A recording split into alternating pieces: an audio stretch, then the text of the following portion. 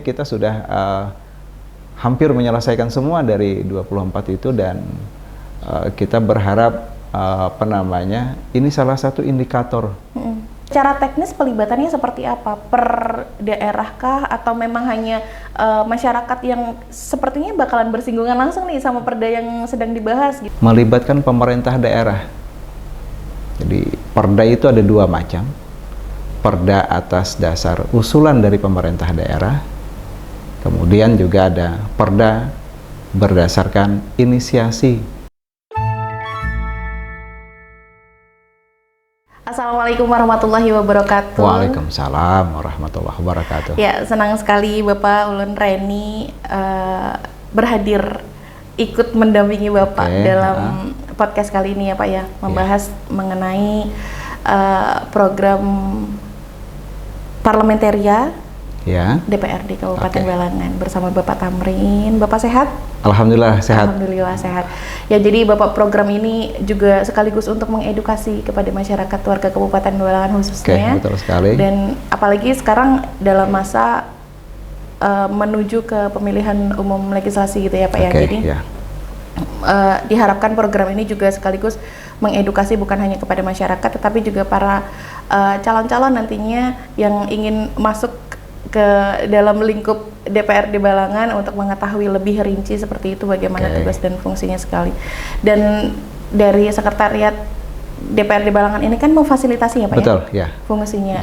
Jadi fungsi dari Sekwan sendiri adalah memfasilitasi program kerja yang dijalankan oleh DPRD Balangan. Secara lebih luasnya lagi Pak, untuk tupoksi dari Sekwan sendiri ini seperti apa ini Pak? Betul, terima kasih sekali Mbak Reni. Kita berjumpa di pagi yang cerah ini sesuai dengan Peraturan Daerah Nomor 2 Tahun 2021 serta Peraturan Bupati Balangan, bahwa Sekretariat DPRD Kabupaten Balangan itu adalah tugasnya memfasilitasi seluruh kegiatan-kegiatan DPRD.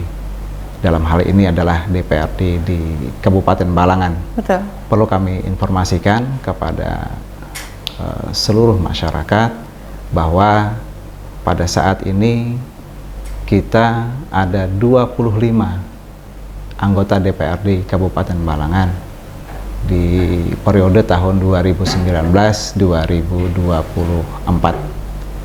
Dan alhamdulillah pada hari ini kita dipercaya oleh pimpinan untuk bersama-sama teman-teman melaksanakan fasilitasi seluruh kegiatan-kegiatan DPR.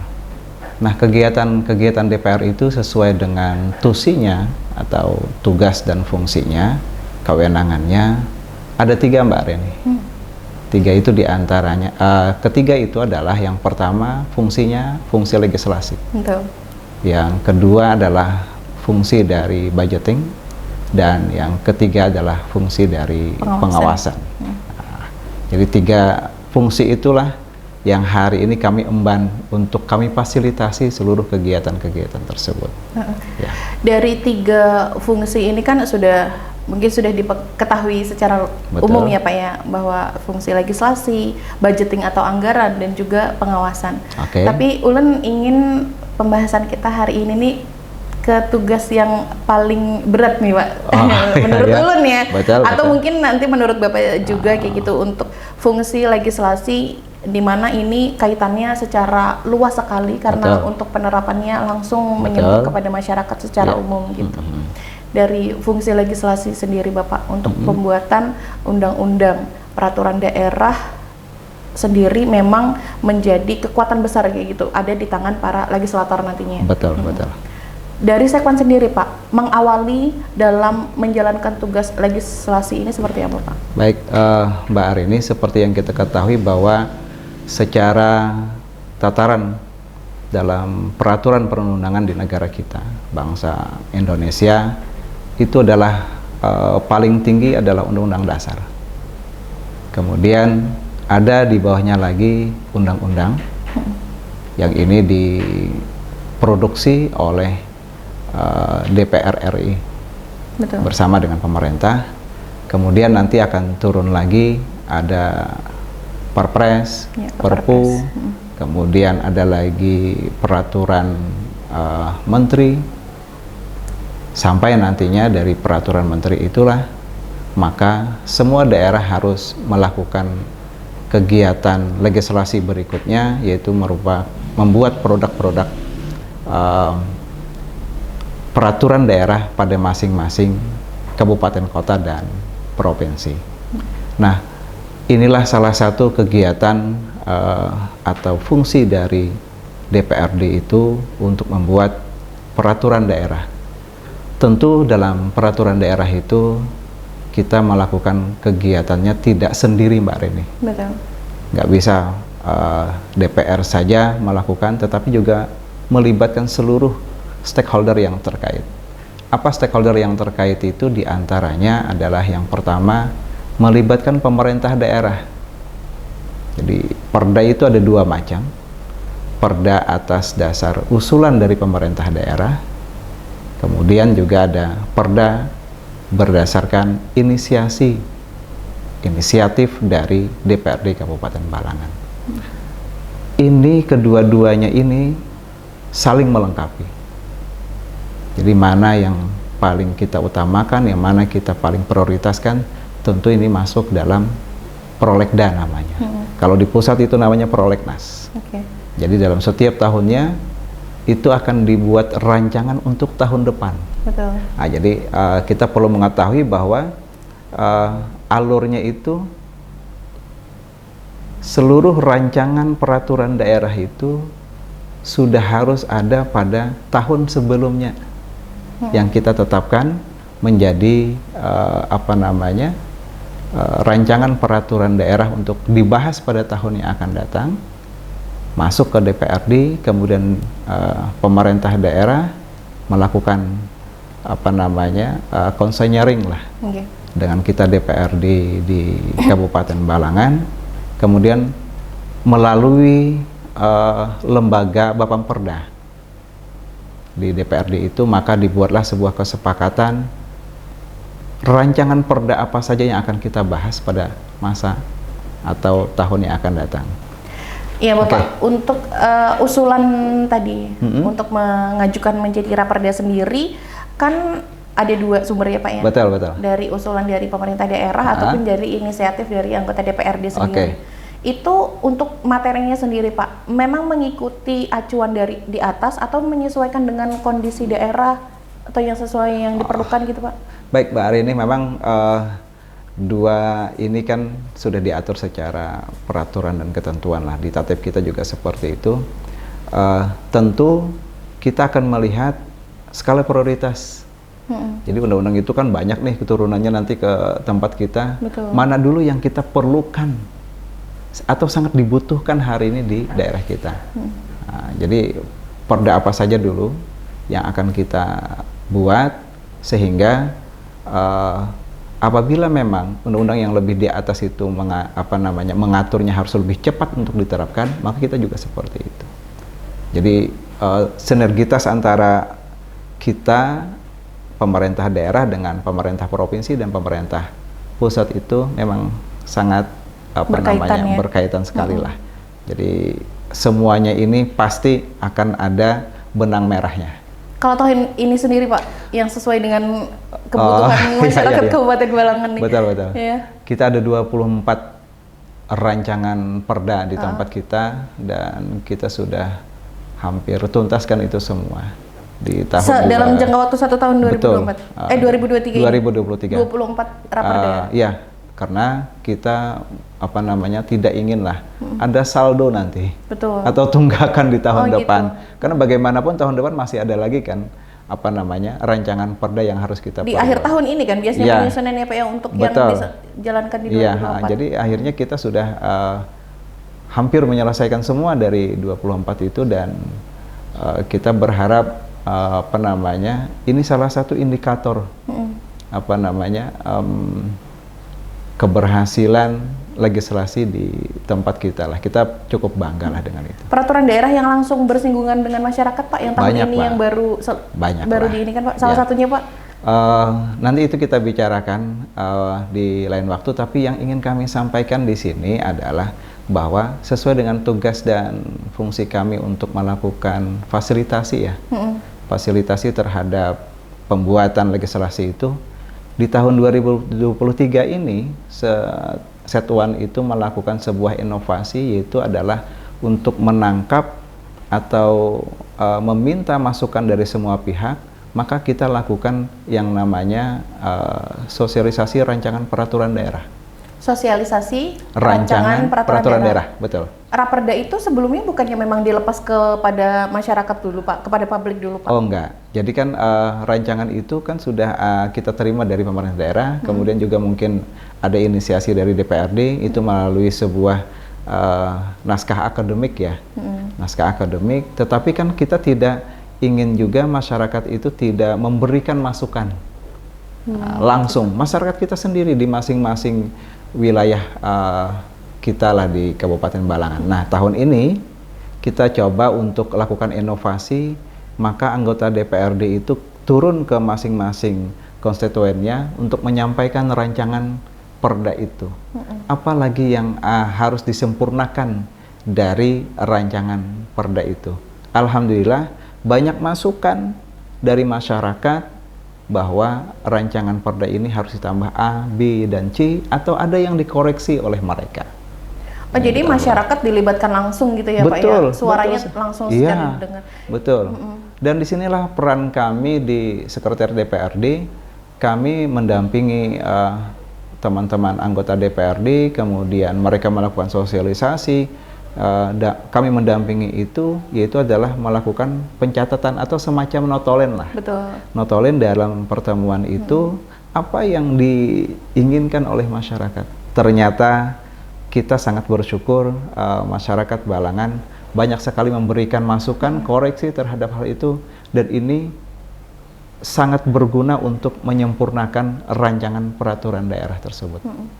Tetapi Pak, juga kalau misalnya dilepas secara luas kepada publik itu kan juga beresiko nih Pak, untuk adanya kepentingan misalnya dari kelompok ataupun dari pribadi di dalam masukan yang sarana yang sudah diserah yang diberikan gitu Pak. Kami sangat menyadari itu. Tetapi ketika masukan-masukan tersebut tidak semuanya kan kita langsung terima. Kita lihat juga dengan peraturan yang di atasnya lagi nanti ketika sudah kita lakukan komunikasi dengan beberapa stakeholder yang terkait terhadap perda itu. Nah, ketika ini sudah dilakukan, disaring, kemudian dilakukan verifikasi, validasi apakah ini tidak bertentangan dengan peraturan yang lain, maka masukan itu kita masukkan di dalam penyempurnaan rancangan perda. Usulan yang sudah disampaikan oleh masyarakat, ketika nantinya sudah masuk ke dalam perencanaan kata Bapak tadi, akhirnya tidak terpilih. Mungkin memang tidak begitu relevan mungkin dengan di atas dengan peraturan di atasnya. Lalu memberikan penjelasan kepada pihak yang memberi masukan seperti apa Pak? Anggota DPRD kan selalu turun ke masyarakat Bu, ke konstituennya. Jadi pada pertemuan berikutnya itu disampaikan kembali. Tidak khawatir jadi polemik nantinya ya Pak ya? Kita tidak, karena kan kita berdasarkan peraturan. Yang kita sampaikan itu berdasarkan peraturan. Kalau polemik itu kan berdasarkan keinginan ya. Betul. Karena pengusulannya memang dari keinginan awalnya gitu kan. Tetapi kita akan jawab itu adalah berdasarkan peraturan yang berlaku. Apakah ini bisa kita akomodir atau ini mungkin diakomodir pada perda yang lain, seperti itulah. Yang pasti ada penjelasan kepada pihak lain juga yang memang mengajukan usulan gitu ya Pak. Itu yang disebut dengan two-way communication lah kan. Jadi kita memberikan, kemudian menangkap, kemudian menjelaskan menyampaikan kembali kenapa itu tidak. Di inovasi ini Pak, secara teknis pelibatannya seperti apa? Per daerah kah atau memang hanya masyarakat yang sepertinya bakalan bersinggungan langsung nih sama perda yang sedang dibahas gitu? Gimana? Jadi kita kepada masyarakat, perkara nanti memang ada yang bersinggungan langsung itu kan lebih bagus lagi ya, untuk mendapatkan masukan-masukan yang sangat tajam untuk itu. Kita kepada konstituen mereka masing-masing di desa masing-masing, dan di sana ternyata keterlibatan warga kita sangat antusias. Ini kami lihat dari kehadiran mereka dan memberikan advice lah, memberikan masukan, koreksi terhadap hal itu.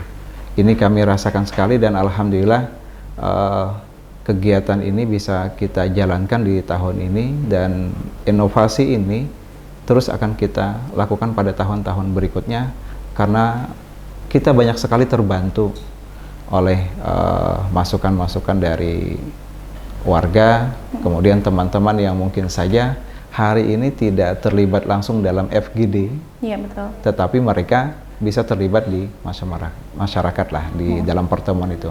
Akhirnya kita berharap bahwa tidak ada satupun elemen masyarakat ini yang kita lewatkan dalam pembuatan perda tersebut. Ya. Terus Pak, kalau kita misalnya boleh ambil contoh ya Bapak Boleh. ya. Sekarang kan Raperda yang tengah disusun itu salah satunya itu tentang Raperda penanganan dan perlindungan anak yatim dan fakir miskin. Itu masuk ke dalam Raperda akhir tahun sekarang dan kemungkinan nantinya akan dieksekusinya pada tahun 2024. Secara real di lapangan Pak, ketika inovasi itu dijalankan dengan Raperda seperti ini, implementasinya seperti apa? Betul. Secara real memang kita setiap anggota itu melakukan sosialisasi, kemudian memberikan masukan. Tetapi juga dalam sosialisasi tersebut kita juga mengundang orang-orang yang mungkin terlibat langsung, atau lembaga-lembaga yang terlibat langsung. Misal ada pondok atau panti asuhan, atau mungkin ada LKS, ya, lembaga kesejahteraan sosial yang dikelola oleh masyarakat. Kemudian ada lagi yang mungkin mengelola sebagian anak-anak yatim dan fakir miskin yang secara perorangan. Mereka terlibat langsung dalam itu. Dan ternyata seperti yang kami ungkapkan di awal, masukan-masukan dari mereka bagaimana intervensi-intervensi yang harus dilakukan oleh pemerintah ke depan itu nanti. Itu banyak sekali yang mereka masukkan. Nah, tentu tidak semua serigid itu kan perda. Betul. Hanya saja kita memakai sebuah kalimat nanti supaya itu masuk semua. Nanti mudah-mudahan itu dijabarkan dengan peraturan bupati berikutnya.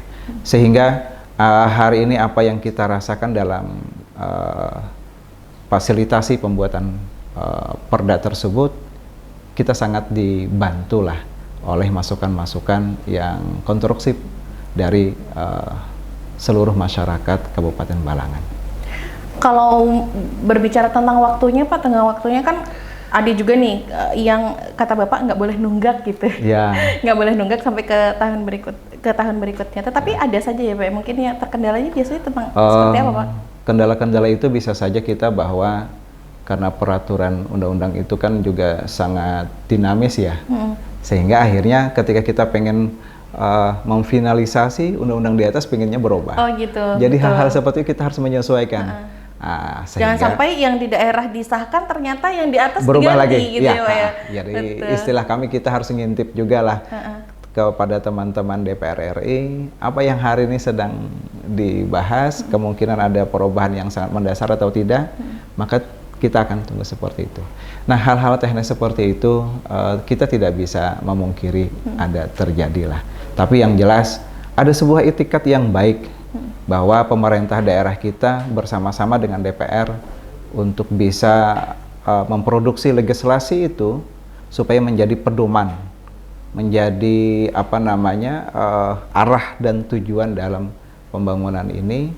Kami yakin ini adalah sebuah sinergitas yang luar biasa dari pemerintah daerah dengan DPRD dan masyarakat serta pihak-pihak terkait, baik itu tadi yang kami sebutkan akademisi, kemudian pegiat-pegiat sosial, kemasyarakatan dan sebagainya, bahkan masyarakat itu sendiri. Ya. Pak, ini kan kalau masalah inovasinya itu berbicara tentang menyuarakan ide gagasan melalui Raperda itu kepada masyarakat.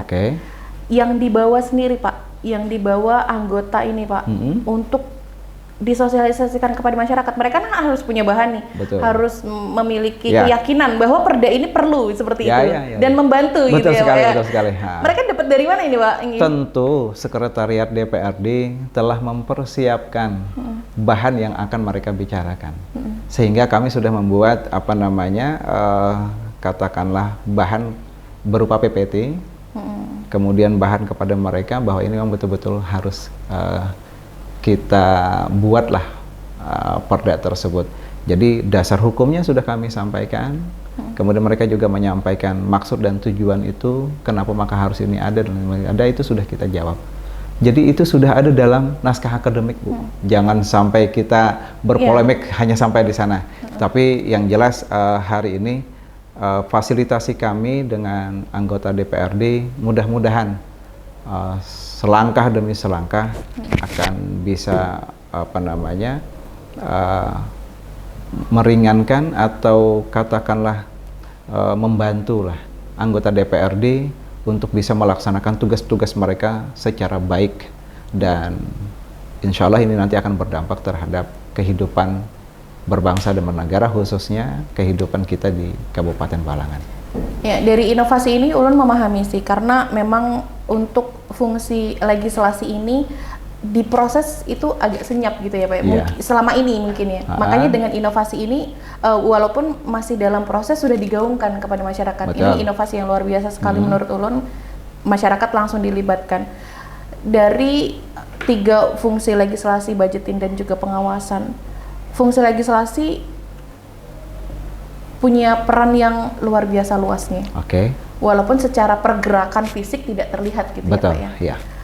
Memahamkan masyarakat Bapak bahwa ternyata DPR tuh punya kekuatan sebegini luar biasanya loh gitu.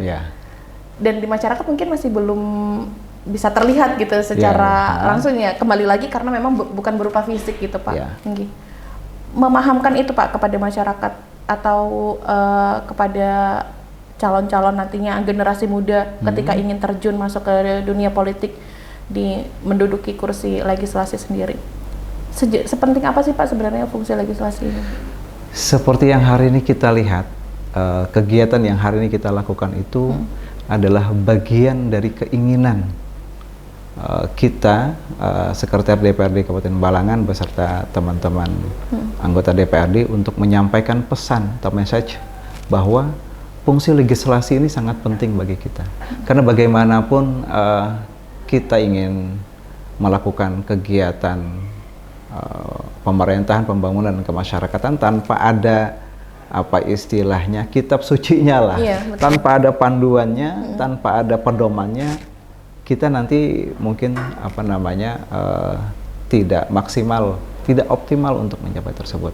Nah, tentu karena ini legislasi ini untuk mengikat seluruh kita, baik itu pemerintah, masyarakat dan sebagainya, maka ini harus kita lakukan, yaitu adalah melakukan sosialisasi bahwa fungsi legislasi itu memang sangat penting. Tentu juga alhamdulillah kita semua berterima kasih kepada seluruh anggota DPRD yang hari ini berjibaku untuk bisa menyelesaikan tugas-tugas mereka di fungsi legislasi, walaupun masih ada lagi tugas-tugas yang lain, tapi ini tahun ini terkejar luar biasa dengan baiknya. Targetnya dari 2024 berapa lagi Pak Raperda usulannya? Kita kalau nggak salah sekitar ada 6 lagi yang hari ini sedang kita godong. 6 itu di 2023? 2023 dan insya Allah sudah hampir finalisasi juga, dan mudah-mudahan ini akan kita selesaikan. 20 ke 24 nih ya, kita berharap seperti itu, tapi nanti dalam perjalanan seperti yang kami bilang, ada hal-hal yang harus kita sesuaikan dengan peraturan yang di atas, yaitu adalah peraturan di pemerintah pusat, maka kita akan seperti itu. Perpresnya melihat itu. 2024 usulannya udah masuk? Sudah masuk juga. Berapa juga itu? Kami nanti akan buka ini pada segmen berikutnya. Oke, jadi sudah persiapan ya Pak? Kita sudah siap itu. Jadi kan kalau inovasinya kan langsung kepada masyarakat yang bersinggungan langsung dengan perdanya. Berarti kalau perdanya udah ada, udah tahu nih tujuannya nanti sosialisasinya kemana-mana. Betul sekali. Gitu ya? Nah nanti berikutnya lagi, kalau sudah perdanya jadi, maka SKPD ataupun pemangku itu juga akan melakukan sosialisasi yang sudah jadi. Iya, setelah program perdanya jadi gitu. Iya. Nanti produk undang-undangnya udah jadi nih gitu. Diapain gitu ya Pak? Nanti kan kita sosialisasi lagi, kemudian kita terapkan bersama-sama, yaitu nanti di pemerintah daerah lah. Yang jelas tugas kami sebagai yang memfasilitasi anggota DPRD dalam pelaksanaan pembuatan legislasi ini, kami berupaya untuk bisa melakukan yang terbaik lah, karena ini adalah keinginan juga bahwa kita bisa melayani masyarakat. Jadi pelayanan kami kendati dengan anggota DPRD, tapi juga adalah merupakan bagian kecil dari melayani masyarakat, khususnya adalah di bidang legislasi itu. Iya, ulun tertarik lagi Pak, lanjutan dari produk hukum yang sudah berhasil dibuat oleh DPRD Balangan. Selanjutnya otomatis pasti yang melaksanakan secara teknis kan adalah SKPD masing-masing yang memang bersangkutan dengan Perda. Bagaimana Pak menyatukan suara dengan SKPD-nya itu Pak? Saya pikir ini ada harus segmen tambahan. Ya. Oh, gitu. Kenapa harus seperti itu? Betul. Jadi kita mungkin nanti harus mengundang teman-teman SKPD kan, biar kita sama-sama lah rame-rame lah untuk berbicara seperti ini, supaya langkah kita untuk bisa melaksanakan seluruh peraturan perundang-undangan termasuk Perda itu bisa tersampaikan pesannya secara utuh. Betul. Ya, jadi saya pikir seperti itu. Tapi hari ini, Mbak Arini, kami juga terima kasih. Ini kita sudah bisa berbincang luar biasa. Kami yakin semoga kegiatan ini bisa menjadi salah satu upaya kami lah untuk menyampaikan apa yang dikerjakan di sekretariat DPRD itu. Bagian kecilnya adalah memfasilitasi terbentuknya peraturan perundang-undangan, itu adalah melalui peraturan daerah. Itu adalah fungsi dari legislasi anggota DPRD. Kami melakukan fasilitasi terhadap hal itu. Tentu masih banyak hal yang harus kami benahi, yang harus kami sempurnakan, tapi kita tidak ingin jumawa bahwa apa yang hari ini kita lakukan alhamdulillah sudah mendapat perhatian dari seluruh stakeholder. Kami pun juga akan meningkatkan pelayanan itu, bagian dari pelayanan kami kepada masyarakat. Ya, jadi ulun juga ucapan terima kasih Bapak, karena dengan media seperti ini kita bisa menambah wawasan juga bahwa fungsi dari anggota DPRD Kabupaten Balangan itu ritmenya seperti ini, maksudnya prosesnya dari proses dari awalnya khususnya untuk yang fungsi legislasinya. Dan semoga ini juga menjadi menambah pengetahuan bagi masyarakat Kabupaten Balangan, dan untuk ke depan mungkin kita akan lebih luas lagi, karena sejujurnya masih penasaran gitu ya. Ternyata tugas dari Sekwan ini ada dalam setiap fungsi gitu ya Pak ya. Jadi mengikuti dan memfasilitasi. Mungkin nanti kita akan menyambungkan lagi dengan tema dari fungsi Sekwan yang lebih luas lagi dalam perbincangan lain kali. Bapak terima kasih banyak. Kami juga terima kasih Mbak Arini. Kita juga berharap apa yang tadi kita bincangkan bermanfaat bagi kita semua. Sungguh ini sejatinya bukan sesuatu hal yang menggurui kepada semua orang, tapi ini adalah bagian daripada kewajiban kami untuk menyampaikan informasi-informasi seperti ini kepada masyarakat luas. Mudah-mudahan ini sangat bermanfaat. Tolong berikan masukan kami sehingga kami bisa melakukan yang terbaik untuk benua Sanggam yang kita cintai. Amin ya rabbal alamin. Kita akhiri Bapak, terima kasih sekali atas perbincangannya. Assalamualaikum warahmatullahi wabarakatuh. Ayo sambil diminum dulu Mbak Arini.